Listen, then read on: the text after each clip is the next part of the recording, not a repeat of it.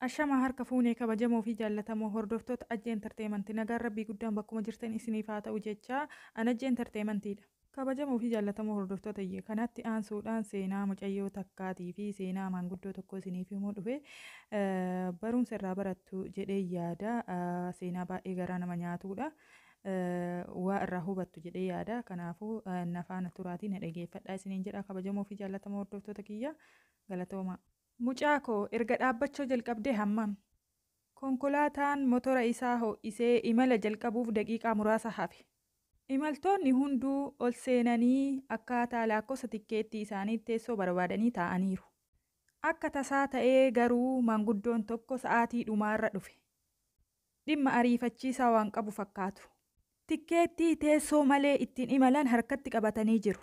Tikkeettii sana qabatanii iddoo dhaabbatan barbaadanii golee wayii irra dhaabbatan. Imalli jalqabee yaada fagoo irraa deebitee yoo ol jettu maanguddoon tokko dhaabbatanii yaada ofii keessa galaniiru. Qarreen bareedduu reefu jalqaba digdamootaa keessa jirtu. Bakkuma teessee jirtuu naasuun abbaa koottaa as taa'aa jetteen. Maanguddoon ulfaadhu mucaa koo tikkeettiin ani kutadhe teessoo malee kan na imalchiisuudha jedhanii deebisaniif. Qarreen lakki abbaa kan koos teessoo maleedha jette. Bakka teessu sanaa kaatee sanarraa ani immoo dargaggeettiidha. Yeroo kanatti ani isinii ol jabinnan qaba. Kanaafuu ani dhaabbachuu danda'a jettee suuta jettee iddoo lakkiste. Maanguddoon teessoo qabatanii isheen harka hiixattee sibiila dalga deemu. Kan baaxii konkolaataa irra jiru qabattee imala itti fuufte. Konkolaataan kun erga karaa dheeraa deemee booda maanguddoon bakkuma taa'anii ol jedhanii mucaa koo erga dhaabbattee sa'aatii meeqa ta'eera jedhan. Qarreen sa'aatiin 5 ta'eera garuu xinnoodha jettee deebisteef. Maanguddoon nama ajaa'iba yeroo dadhabde natti himi tolee jedhee yaada ofii keessa galan. Qarreen tole abbaa. Hin dhiphatinaa jettee isheenis ala ilaaluu jalqabde. Kana gidduutti garuu daandiin dheeraa ta'uu irraa kan ka'e namoonni baay'ee hirriba keessa jiru. Achii gargaaraan dhufee tikkeettii qabaachuu fi dhiisuu isaanii mirkaneessuuf konkolaataa keessa deemuu gaafachuu jalqabe. Osoo gaafatuu maanguddoo sana bira gahe. Abbaa tikkeettii keessan natti agarsiisaa mee jedheen gargaaraan. Maanguddoon kunis tikkeettii isaanii baasanii itti kennan. Tikkeettii isaanii teessoo malee kan ittiin imalu qabu turan.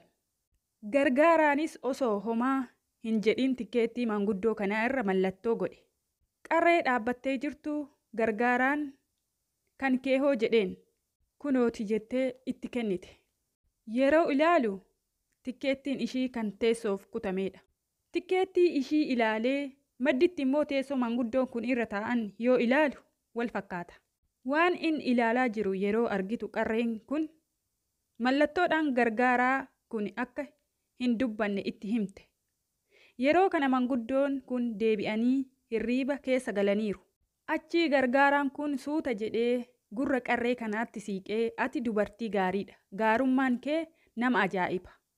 Kana booda sa'aatiin baay'ee waa hafeef teessoon duwwaan tokko gara fuulduraa jira. Dhaqii achi taa'i jedheen. Tole jettee gargaaraa kana galateeffataa deemuuf gaafa jettu baaxii konkolaataa jala iddoo meeshaa kaa'an waan ittiin deemtu kiraanchii ishee lamaan fudhattee bobaa ishii jala kaayatte. Ittiin deemus jalqabde. Kan nama dhibu qarreen kun isa malee socho'uu hin dandeessu ture. Suuta jettee yeroo deemuu jalqabdu namoonni baay'een bakka taa'anitti afaan qabatanii waan arganii jiran amanuu dadhaban. Gaarii hojjechuun sababa dursa. Gochaa qarree kanaa irraa waan hedduu barattu jedhee yaada. Waan na dhageeffattaniif hedduu takka galatoomaa turtii gaarii.